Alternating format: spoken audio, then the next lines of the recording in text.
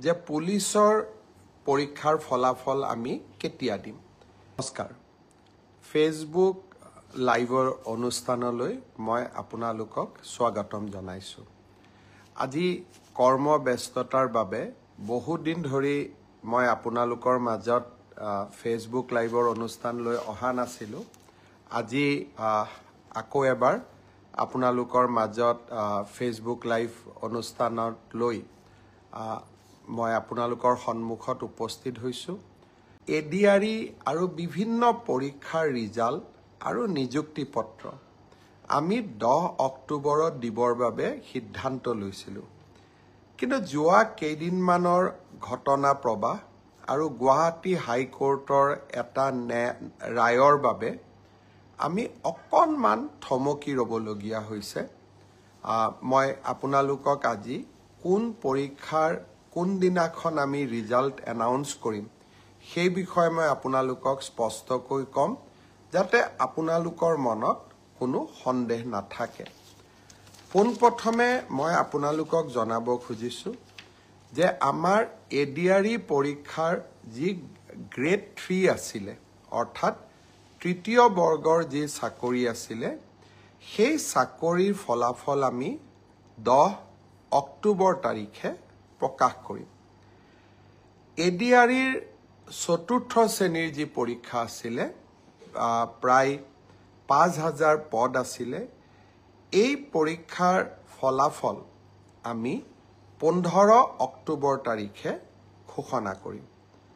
স্বাস্থ্য বিভাগৰ বিভিন্ন পৰীক্ষাৰ ফলাফল, নন টেকনিকেল, টেকনিকেল, স্বাস্থ্য বিভাগৰ আটাইবোৰ পৰীক্ষাৰ ফলাফল আমি 12 অক্টোবৰ তাৰিখৰ আগতে ঘোষণা কৰিম। এলিমেণ্টাৰী প্ৰাথমিক বিদ্যালয়ৰ শিক্ষকৰ নিযুক্তিৰ বাবে আমি যি পৰীক্ষা বা আমি যিটো নিযুক্তিৰ প্ৰক্ৰিয়া আৰম্ভ কৰিছোঁ, সেই পৰীক্ষাৰ ফলাফল আমি 15 পৰা 20 অক্টোবৰৰ ভিতৰত প্ৰকাশ কৰিম।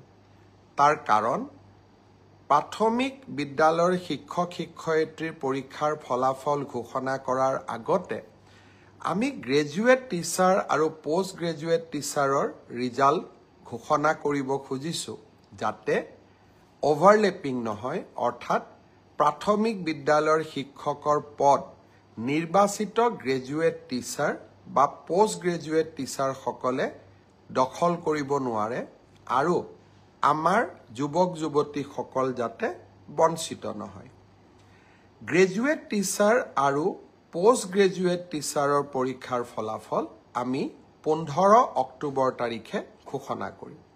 অৰ্থাৎ এই গোটেই পৰীক্ষাৰ ফলাফলসমূহ আমি 20 অক্টোবৰ তাৰিখৰ আগতে আমি ঘোষণা কৰিবলৈ সক্ষম হ'ম। আপোনালোকে এতিয়া সুধিব যে পুলিচৰ পৰীক্ষাৰ ফলাফল আমি কেতিয়া দিম। সাব ইন্সপেক্টৰৰ ৰিজাল্ট বা ফায়াৰ ব্ৰিগেড আদিৰ ৰিজাল্ট আমি 10 অক্টোবৰ তাৰিখে দিম বা তাতকৈ আগতে দিম। কিন্তু AB আৰু UB কনিষ্টবলৰ ৰিজাল্ট দিয়াৰ ক্ষেত্ৰত গুৱাহাটী উচ্চ ন্যায়ালয়ে এটা আমাক সাময়িকভাৱে বাধা আৰোপ কৰিছে। আমি আশা কৰোঁ সেই বাধা আৰোপ অতিক্ৰম কৰি, অৰ্থাৎ উচ্চ ন্যায়ালয়ক সন্তুষ্ট কৰি, আমি এই মাহৰ ভিতৰতে পুলিচৰো AB আৰু UB কনিষ্টবলৰ ৰিজাল্ট ঘোষণা কৰিব পাৰিম। এই গোটেই ৰিজাল্টৰ ফলাফলৰ লিষ্টখন দেখিলে আপোনালোকে ইতিমধ্যে গম পাইছে যে আমি 20 অক্টোবৰলৈকে যাবলগীয়া হৈছে। কিন্তু মই প্ৰতিশ্ৰুতি দিছিলোঁ যে অক্টোবৰ মাহৰ ভিতৰতে 10 অক্টোবৰত আপোনালোকক নিযুক্তি পত্ৰ দিম। 10 অক্টোবৰত মই নোৱাৰিলেও অন্তত 25-26 অক্টোবৰৰ ভিতৰত আপোনালোকৰ হাতত মই নিযুক্তি পত্ৰ তুলি দিম।